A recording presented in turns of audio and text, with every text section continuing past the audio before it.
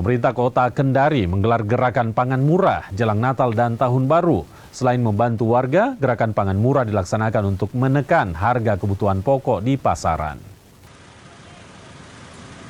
Gerakan pangan murah yang digelar selama 4 hari di halaman kantor Balai Kota Kendari disambut antusias warga. Gerakan pangan murah dilaksanakan untuk membantu masyarakat jelang perayaan Natal dan Tahun Baru. Dalam rangka mendukung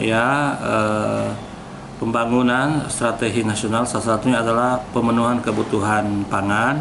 Tentu pemerintah kota tiada henti untuk memberi kemudahan masyarakat Kota Kendari untuk mendapatkan kebutuhan pangan.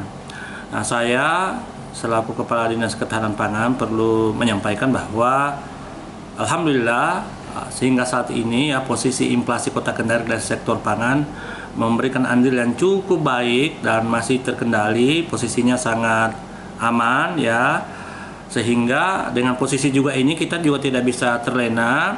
Program nasional khususnya pangan murah ini dan lain-lain kami gerakan terus.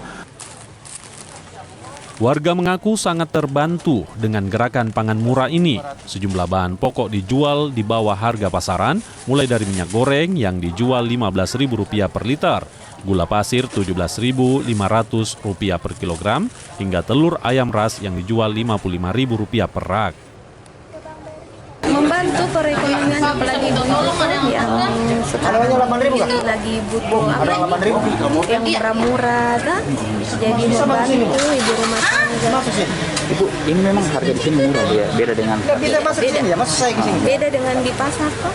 Kalau di sini berapa harganya? Kalau gula pasirnya di sini 17.500. Kalau di pasar berapa? Sekitar 19.000. Apa harapannya Bu kepada pemerintah kota Bu? Ditingkatkan lagi tuh dengan adanya ini pangan murah. Warga berharap kegiatan pangan murah rutin dilakukan untuk menekan harga kebutuhan pokok di pasaran. Silviansia Kia, Kompas TV Kendari, Sulawesi Tenggara.